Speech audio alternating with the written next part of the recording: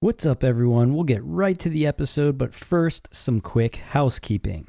We love having great advertisers support our show, but in order to continue doing that, we need your help.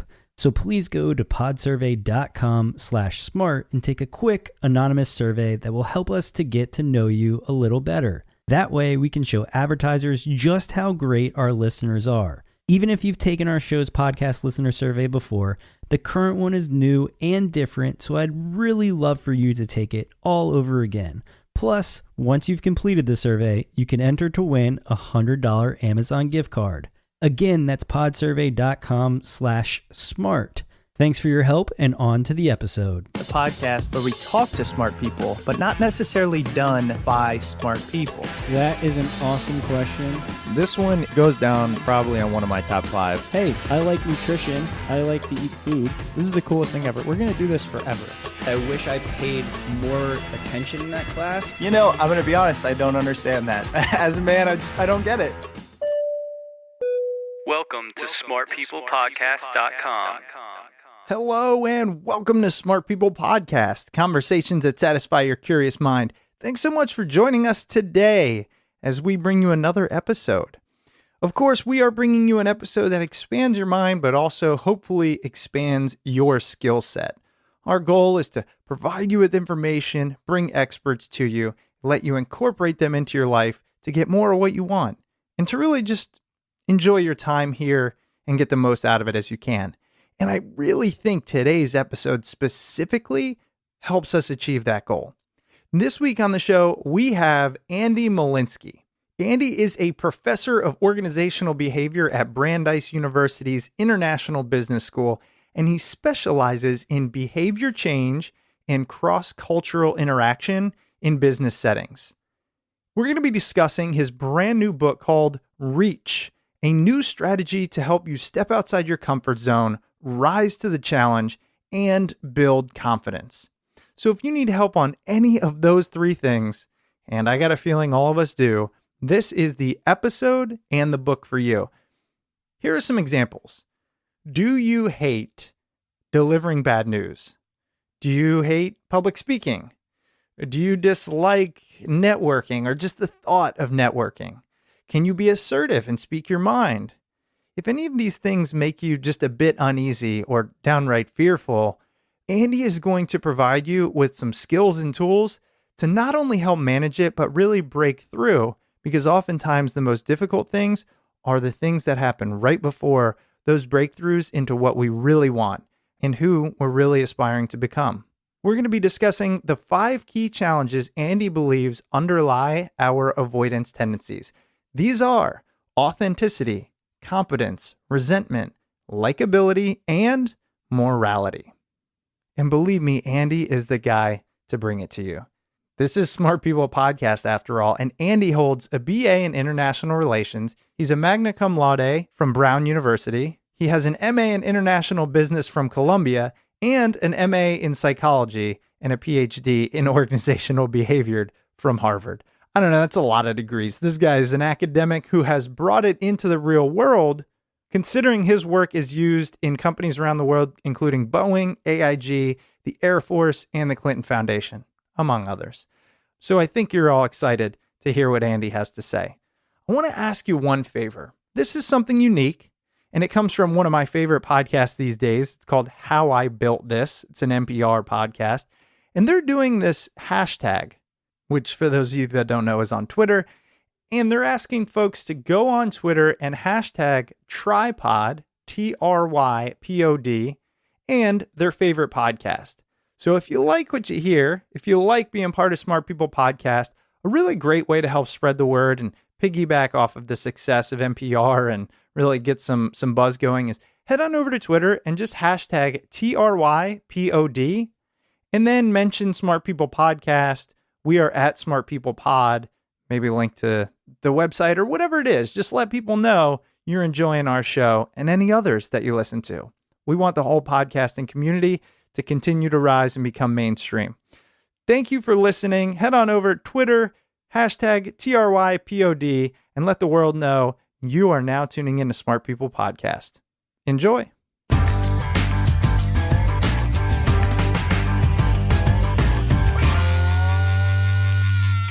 Andy, first, I want to say thank you so much for taking time and coming on Smart People Podcast. Chris, I'm really happy to be here. Thanks for inviting me. I'm really excited to talk to you. I love talking with authors and academics who are bringing kind of the classroom ideas and the research, but putting it into the real world, and even more so into things that I know I face and we all face. I want to get into first, tell us a little bit about your background, and then what got you to writing this brand new book. Sure. So I'm a professor of organizational behavior and psychology at Brandeis University. And so I have the background of both being a psychologist and also organizational behavior expert.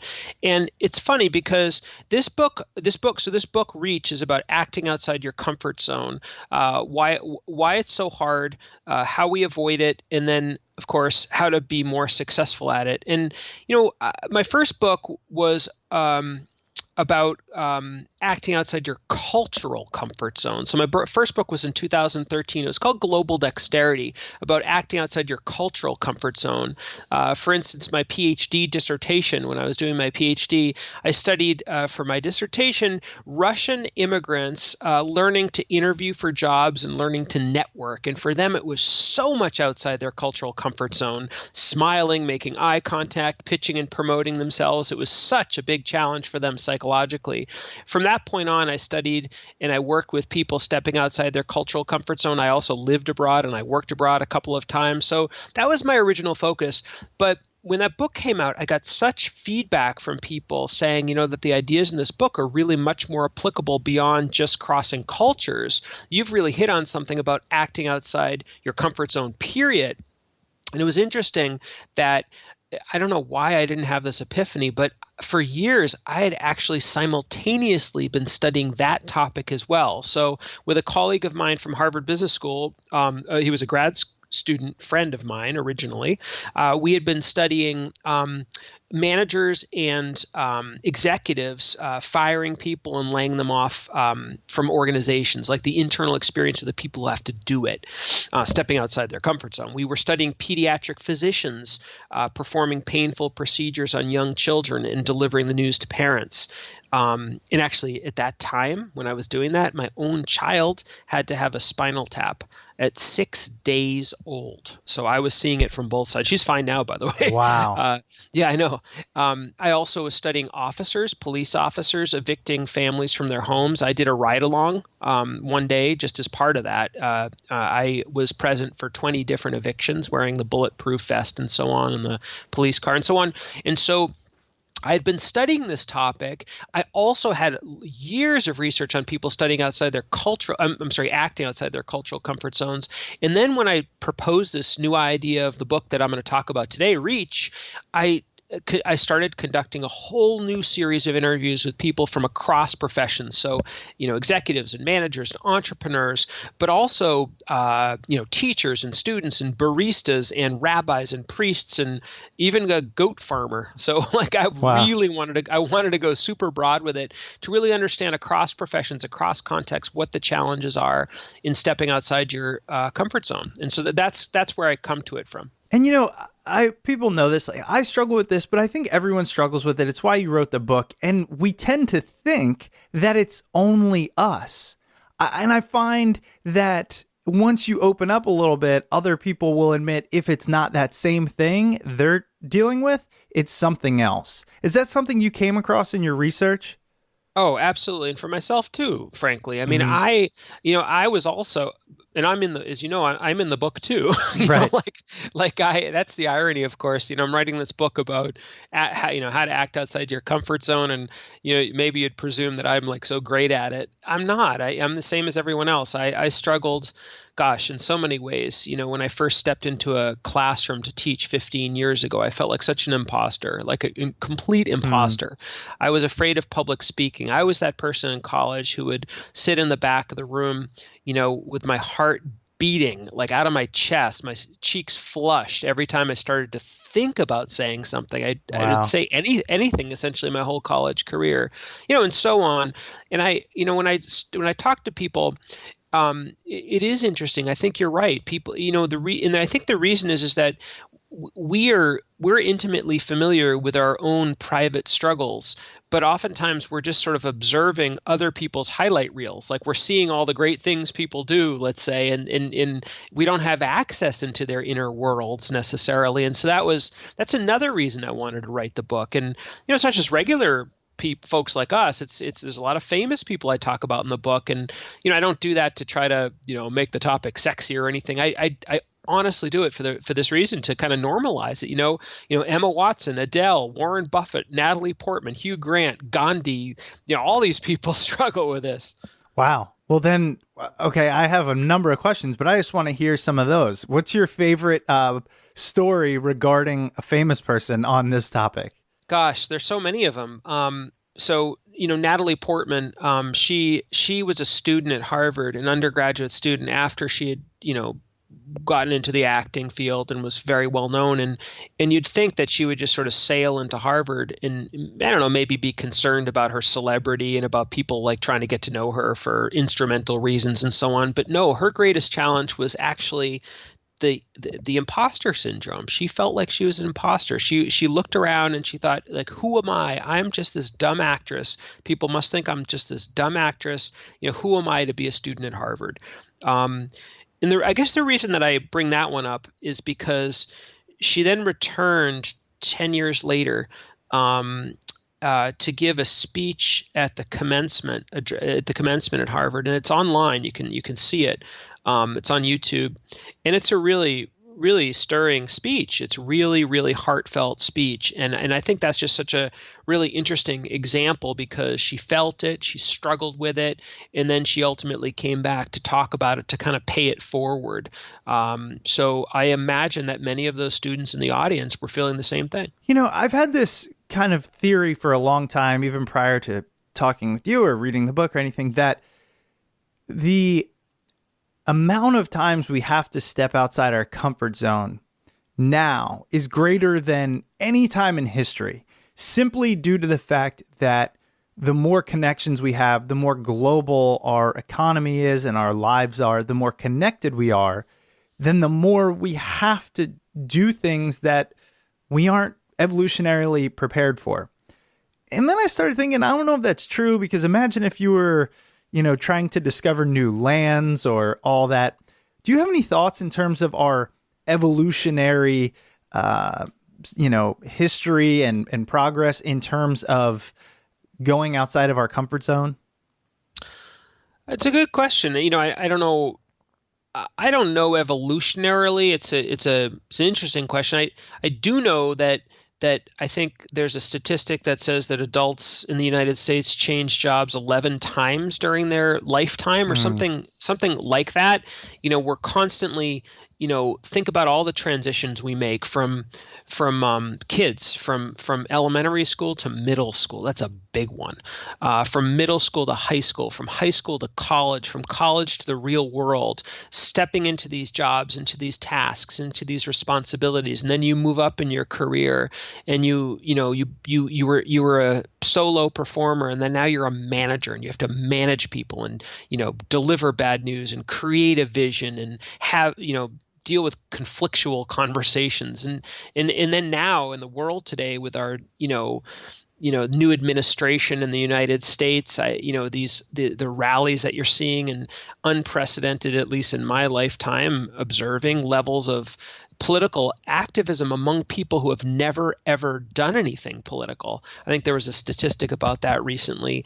That is stepping outside your comfort zone. I think that, people talk in business about, there's an acronym called VUCA, V-U-C-A, volatile, uncertain, chaotic, and I always forget the A. But you get the point. Sure. In these times, I think it is, right now, we're living in a time where people are constantly, to grow, learn, develop, achieve our goals and objectives. We do have to step outside our comfort zone. So that's another reason why I wrote this book, to give people a real solid understanding of the challenges, and a research-based but also very user-friendly way of overcoming them. Because here was my question or thought behind, even from an evolutionary perspective or just historical, Why is it so hard? Like, we have to do it. We've probably always had to do it. If you believe in the whole, you have to, changing it better from historical times, why is it ingrained in us, is part of our brain? Maybe it's the fear mechanism, feel free to touch on that, but why is it so hard? I wish it was just something like a chameleon. You just change your colors and you keep going and it's natural. And then life would feel a lot easier all the time. Well, I think there's probably variability among different personalities too. People who are more risk seeking, people who are more open to experience, people who are less neurotic, and so on. Mm-hmm. You could probably pick out a prototypical personality type, someone who's, maybe like extremely emotionally stable and very open to experience. And I suspect that type of person would be less prone to the sort of self-threats that accompany, the idea of acting outside your comfort zone. But, for so many of us who don't necessarily have that personality type, I think it's hard, very hard, bordering on very hard, depending on the circumstance. And I also think that a lot of us have, the autonomy in our lives for various reasons to sort of craft our experience, sort of craft away these challenging situations. You know what I mean? Like if we're afraid of public speaking, we simply don't do it. We simply don't pursue it. We craft it out of our lives. If we're afraid of networking events, we rationalize to ourselves that they're not that important, or maybe we gravitate towards jobs or tasks or roles that don't have that, even though from a growth and development standpoint, it might actually be a really good idea for us to do that. So, it's the evolutionary question is a really interesting one. I haven't thought much about it, but, I think that I'd imagine for certain personality, there's got to be variance in the population across personality types. Yeah, that's a great point, actually. I see what you're saying. It's totally dependent on, because I always wonder, there's people out there who just seemingly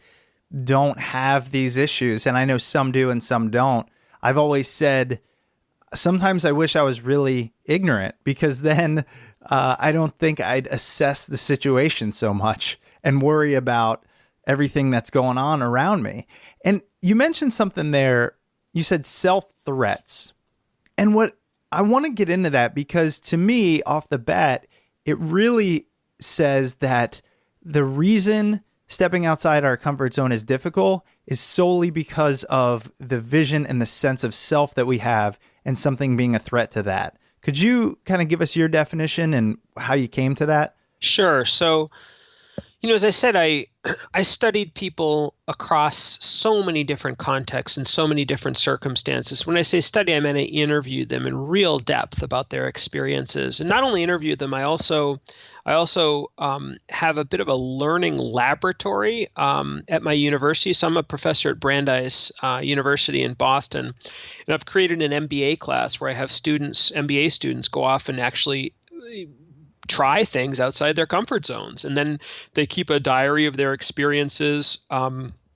We learn from each other. We apply some of the tools that I talk about in the book, and then they go off and do it again. And it's a fantastic opportunity for me to see these things firsthand in terms of self-threats. And so what I've noticed and what I've realized from doing all this work is that I don't know if this is what you'd like to get into, but I found 5 core self-threats, essentially five I call them psychological roadblocks that we face when stepping outside our comfort zone. Is that what you'd like me to discuss? Or yeah, I definitely want to get into the 5 challenges. But the first thing I'm wondering is this idea of self-threats, I guess. Is it true that the main thing that makes us uncomfortable doing the uncomfortable is because, how am I trying to phrase this question? It's what is it about these events that make it so uncomfortable for us? And if it's those 5 challenges, great. If you've seen something else or a larger kind of picture, just wondering what that is. Why are these things uncomfortable in the first place? Why do we feel them as this personality type that feels them? Yeah, it's a good question. You mean what's below the threats? Is that what you're asking? What's underlying these threats in a sense? Yeah. I just don't understand why we can't see change and be like, cool, let's do it. there's something there we must be protecting or guarding or trying to really stop from happening. Why is this change or this newness so difficult? And now a quick word from this week's sponsor. Not all ingredients are created equal. Fresh, high-quality ingredients make a real difference, so it's important to know where your food comes from. Thankfully, for less than $10 per person per meal, Blue Apron delivers easy-to-follow recipes along with pre-portioned ingredients, courtesy of over 150 local farms, ranches, and fisheries across the United States, right to your door. And because Blue Apron ships the exact amount of each ingredient required for a recipe, there's no food waste. It's everything you need to make sustainable and delicious home-cooked meals in 40 minutes or less. Listen up to just some of the amazing meals available now. Cashew chicken stir fry with tango mandarins and jasmine rice, udon noodle soup with miso and soft-boiled eggs, roasted pork with apple walnut farro salad, and crispy barramundi with quinoa and roasted carrot salad. Check out this week's menu and get your first 3 meals free with free shipping by going to blueapron.com/smartpeople. You'll love how good it feels and tastes to create incredible home-cooked meals with Blue Apron, so don't wait. That's blueapron.com/smartpeople. Blue Apron, a better way to cook. And now back to the episode.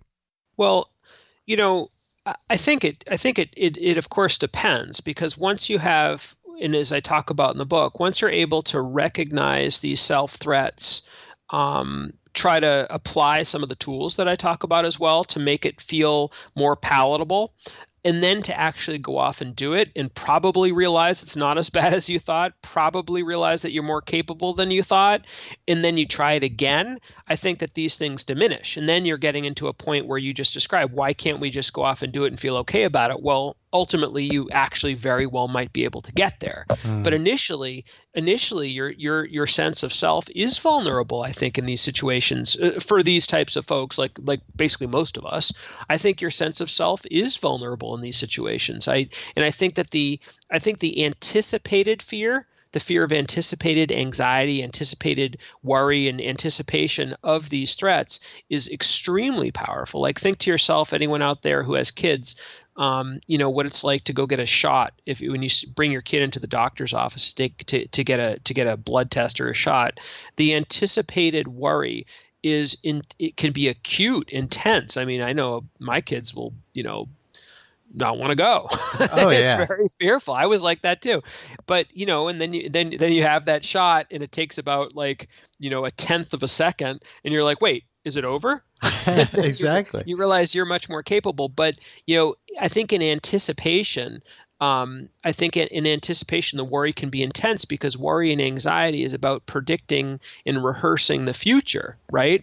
And we don't have evidence when we're predicting and rehearsing the future from the standpoint of the past, from the standpoint of not actually going into the situation and maybe realizing our strengths. When we're doing that from outside that context, I think the anticipated fear, rehearsing that future, I think we're very vulnerable. Okay. That is fantastic. Do you have solutions to that anticipation? And if so, I want to get into that after we discuss the challenges, but I don't want to leave a teaser if you don't even have solutions for it. Well, my solutions are exactly what I talk about in the book. So we can talk about that. I mean, perhaps I could give a sense of what the different threats are, and then we could talk about what I found, the ways that people ultimately did cope with the anticipation of these threats. You know what I mean? Because there's a lot you can do. No, I really want to get into the prescriptive stuff, because really I found the 5 challenges and then the 3 C's to be just fantastic. And I want to get to that. Before we do, I have a question. You mentioned this MBA class you teach. Have you found any commonalities, things that continue to come up about this is what people judge as uncomfortable? You mean types of situations? Yeah, types of situations. Small talk's a big one. Making small talk with people you don't know. Networking is a big one, which is sort of like the double whammy of small talk and self-promotion. Yeah. Both of those together. Speaking up of many varieties, speaking up in class, speaking up in a meeting, speaking up to your boss. I find that public speaking, sort of that genre, being assertive, sort of speaking your voice, which is sort of like an element of speaking up. I think those are probably among the most common examples that I get from MBA students. Right. Delivering bad news, I would say, is another one. Now, MBA students aren't firing and laying off each other, but delivering bad news in sort of a social/professional context is another one. So I would say those are the most common ones. Yeah. Yeah. Wow. Okay, perfect. Because then you want to say, okay, what is it about them? And that is your 5 challenges. So tell us about these 5 key challenges that really underlie our avoidance tendencies. Sure. So the first one's authenticity, the threat to feeling authentic, in other words. So the feeling that, I'm stepping into a situation and I'm not going to feel like myself, or this doesn't feel like me. So just to give an example, you're a young entrepreneur, and you've got to go in front of older, more experienced venture capitalists, and you've got to pitch your business to try to get money. And I talk with so many different entrepreneurs. This is just one example where they felt they had to put on a suit when they never put on a suit, put on their grown-up voice, like their almost like pretend grown-up voice to pitch to these venture capitalists, sort of like in a Shark Tank type situation. And they felt deeply inauthentic doing it. I mean, so many examples of people feeling inauthentic. I remember how inauthentic I felt stepping into a classroom to teach for the very first time, having people call me professor. Like, what? Me? I remember someone said it and I looked around like I thought someone was behind me, so I think feeling inauthentic is a big one. And a second threat that people experience is the threat to their likability, worrying someone will not like this version of myself when I'm stepping outside my comfort zone. It can feel psychologically precarious to step into a new role, to be the person who's delivering the bad news. I'm terrified they're going to hate me. I opened the book actually with a story of an young entrepreneur who had to fire her best friend from her startup. She was terrified that the other person would hate her. I also tell a story in the book. I mean, there are many examples. Another story is a woman who after a long time realized she had to stand up to this jerk who was essentially demeaning her in front of clients at work, and she she knew she had to do it. She knew she wanted to do it, but she was afraid he would hate her if she told him off. And of course, it's almost like illogical because he's the hateful one. But she was afraid he wouldn't like her. And so likability is another self-threat. A third self-threat is competence, that I'm going to be bad at this. And frankly, that other people will see me as bad at this, whatever it might be. I'll look like a fool giving a public speech. I'll feel like a fool. And the authenticity and competence combination is sort of a vicious cocktail too, because that creates the imposter syndrome that I feel like an imposter stepping into this new role, stepping outside my comfort zone in this situation. Another one is a fourth is resentment. Now, not everyone experiences this, but I absolutely saw examples of this. Like, why do I have to do this? My form of behavior, my normal, typical way of acting is frankly just fine. And I'm resentful that I have to step outside my comfort zone in this situation. And, and certain people in certain circumstances can certainly feel that. And then the last one's morality. Again, not in all situations, but there are absolutely certain situations that I observed, that I heard about where people felt a conflict, a potential self-threat with their morality. The example of firing your best friend, or I talk with business owners who would maybe they only have a couple months left of funding for their company, and they really know that to succeed they have to hire the very best people. But the problem is that they feel guilty. They feel almost immoral not telling these new hires the whole truth. In other words, that they only have 2 months of guaranteed funding, because if they did, they wouldn't get them to join the company. And, we often don't tell the whole truth to people when they join our company, or I don't know, when you're dating, Right. let's say on a first date, you don't tell the whole truth, but people felt some ethical pangs in those situations. I'll tell you one other quick story about morality that's in the book too. I spoke with a booker at a national TV show, and a booker's job is to get guests to be on the network. And there were cases like a national tragedy, like an airplane crash, let's say, and her job was to get the family of the victim on the air, and she had to be first. She had to beat all the other networks, and being pushy in that way and calling the family in their time of grief. And I mean, she felt, you can imagine, awful. And frankly, she left the job because of this ultimately. But so these are the threats: authenticity, likability, competence, resentment, morality. And, we're not going to feel all these in every situation, but even one of them can make stepping outside your comfort zone tough, and more than one, even tougher. So those are fantastic. And as I read these, I was just like, he's in my brain. Okay. It's kind of creepy. And so did you come to these through, because you said you're heavy on research, you learned about all these experiences that people have, and you saw the commonalities. You saw these things keep popping up. Is that how this? Okay. Exactly. It's, across, and that's why I wanted to go broad in terms of contexts, in terms of people, in terms of situations.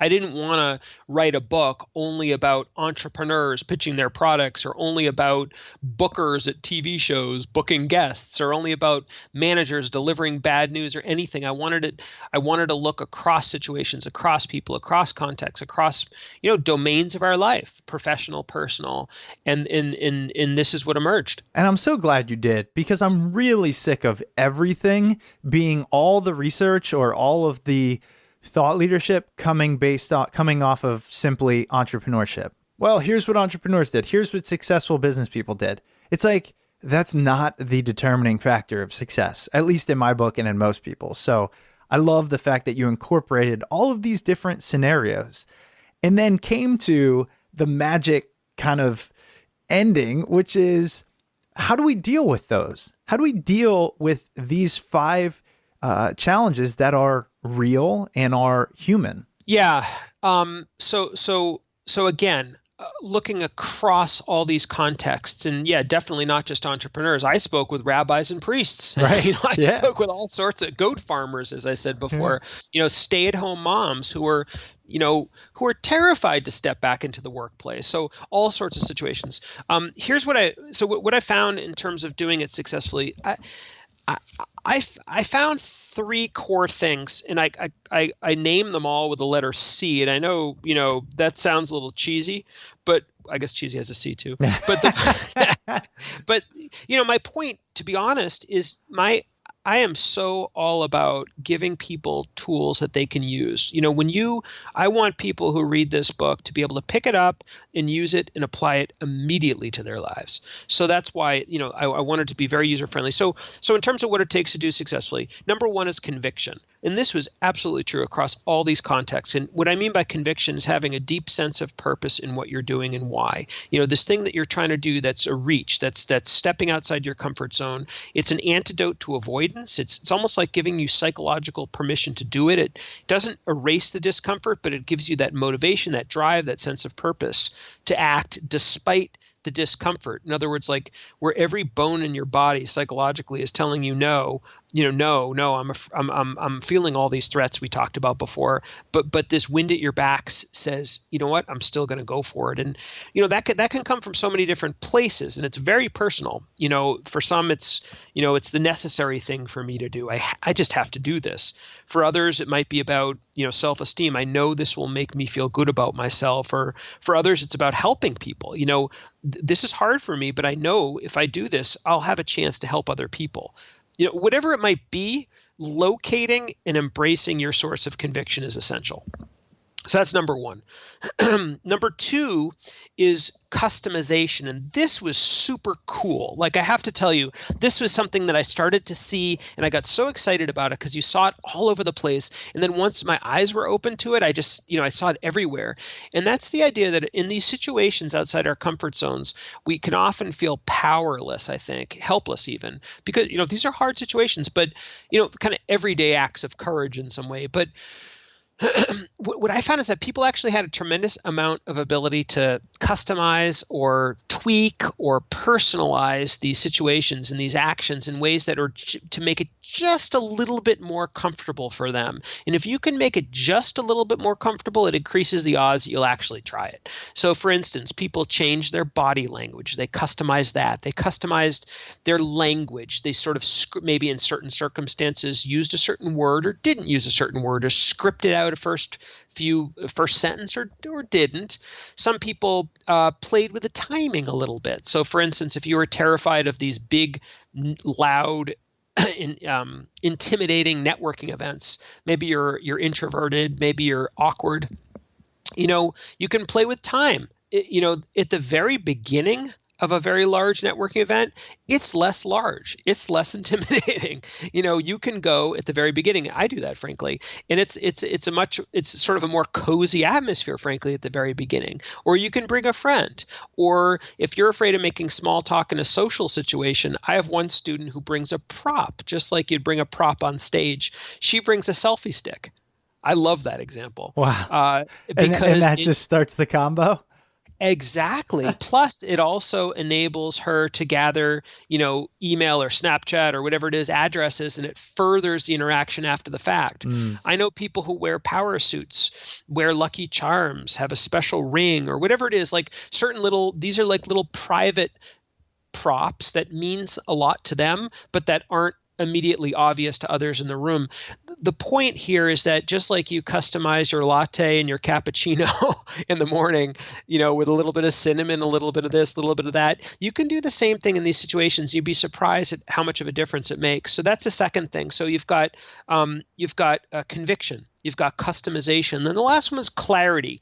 I think in scary situations, uncomfortable situations, we have the tendency to fall off the deep end psychologically. We catastrophize. We, think of our worst self, our worst case scenarios, or sometimes actually even the best case, like the unrealistic best case scenario. Like I'm not doing any public speaking unless I'm a prodigy, and so I think I find it critical for people to find some sort of psychological middle ground in these very difficult situations. In other words, let's say we're talking about public speaking, to come to a point where they can say to themselves, honestly, you know what, I'm probably not going to be a prodigy.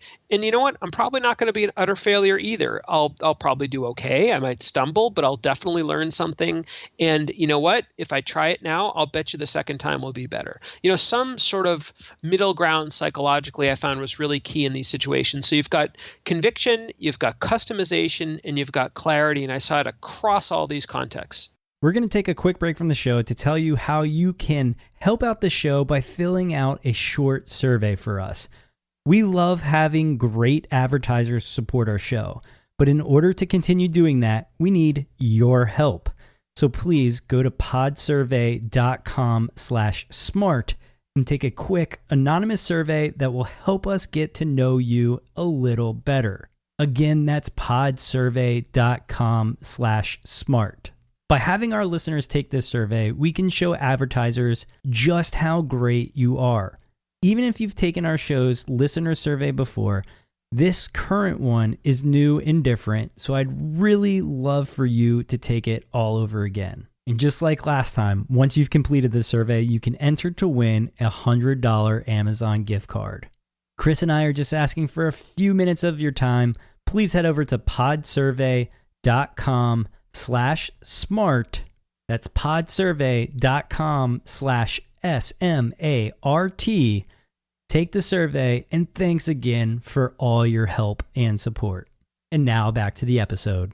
First of all, thank you for going through those. I know it's a mouthful, and you're probably like, whew, okay, I got it out there, even though you talk about this all day long. Let's go through the 3 C's. First of all, How did you come to those? Because I understand finding the avoidance tendencies, but to come to the solutions, you must have found people who are good at the uncomfortable and then ask them their solutions. That's just my guess. So interviews are obviously retrospective, right? So you're Touche. talking. Yeah. So I asked people, to recount situations where it was really, so where they had to step outside their comfort zone. And I asked them to talk about situations where it didn't work as well, and also where it did work particularly well. And being able to sort of unearth and unpack the difference between those situations was key. You know what I mean? So I could see that in the situations where they said it did go well, I could see hints of these things. I also did research, pretty intensive research on people stepping outside their cultural comfort zones, as I described earlier, and also those cases of doctors and police officers and managers. And that was a multi-year research project where we were deeply, deeply analyzing these folks, and also both retrospectively with interviews and in real time, as I mentioned, like with the officers when I did the ride-along and so on. And then adding that to the learning laboratory that I described, where I have students, MBA students, who are stepping outside their comfort zones, write diaries on an ongoing basis so I can longitudinally see this, in sort of minute detail. And then, frankly, this, by the way, is where science blends to art. It's where you have to, it's qualitative, inductive research where you see patterns, you start to notice differences, you start to notice tools that people are using. You consolidate into similar tools into a overarching category and so on. And this is how research gets done. And that's what I found. So that was basically the process.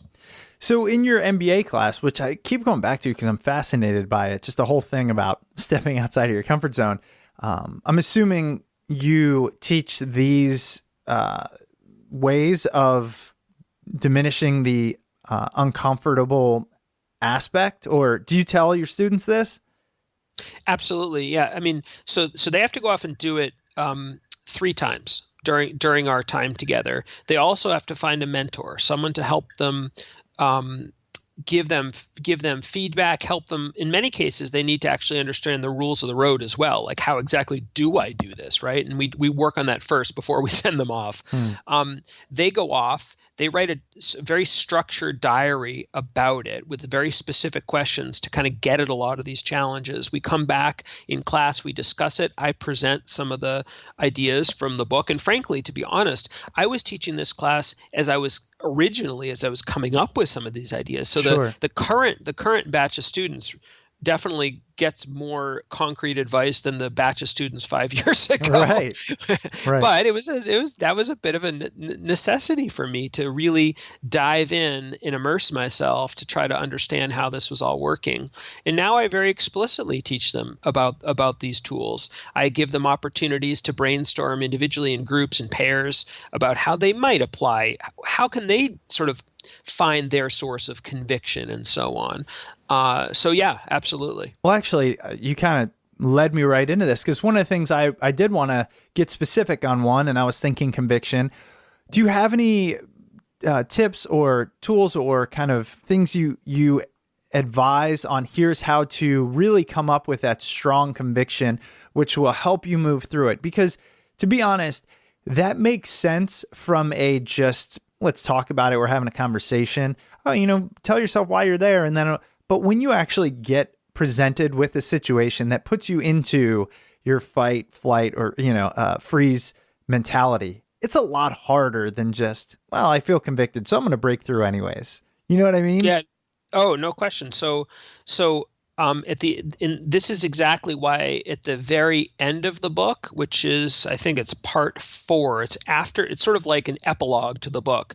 I have very specific, concrete tools that people can use, like almost like a workbook to apply to your exact situation. So you think of a situation. Now you've read the book, you've considered the stories, you've learned the tips, the tools, and now you can apply them to your situation in your life with some very concrete guiding questions to try to unlock your own personal sources of conviction. So, for instance, one, to be honest, I'm looking now in the book because just to remember the I have exact it in front of me too, actually. Yeah. Yes. So, for example, on a scale of 1 to 5, let's look at the possibility that respect might be an important source of conviction for you, that stepping outside your comfort zone in this situation could potentially bring you a feeling of respect. So it asks you questions, doing this behavior will make me look good in other people's eyes. To what extent do I believe that on a 1 to 5 scale? Or doing this behavior will win people's respect, or a particular person's respect, and so on. And so I have very concrete tools, and then you actually can create a score for these. So it's a way of kind of quantifying, not in like a hardcore quantifying way, but it's a tool with a quantifiable element to it to help people make sense of in sort of unpack their own potential sources of conviction. And I do this for all the tools and all the self-threats too. You do. Yeah. And it's a great section in the back there. I really recommend it. One thing actually on this conviction, I had a note, when I went through it. So I have the author on the line, might as well ask him, right? So you have this beautiful setup to unlocking your sources of personal conviction. And it's basically ask yourself this question: if you didn't experience any anxiety at all in this situation, if it were completely comfortable and stress-free, would it be something you would like to be able to do? Would it be exciting? Would it help you, etc.? And I love that because right there, you're saying, okay, you want to create some conviction. If this was easy as pie and you were great at it, do you want to do it? Okay, you have to work towards it. So that's a good step. But let me give you a thought. I want to hear what you say about this. Say you go through it and you say, yes, that would be exciting, right? And you do it once. You do this thing one time and you got through it. It went well, but the uncomfortable emotions that come up still make you question if you want it to be part of your future. Does that make sense? So say, does that make sense? So say you're using the networking example. You're like, okay, if I could network, it'd be great, but it's terrifying. I'm going to do it anyways. You do it once and then you go, okay, I still didn't like it.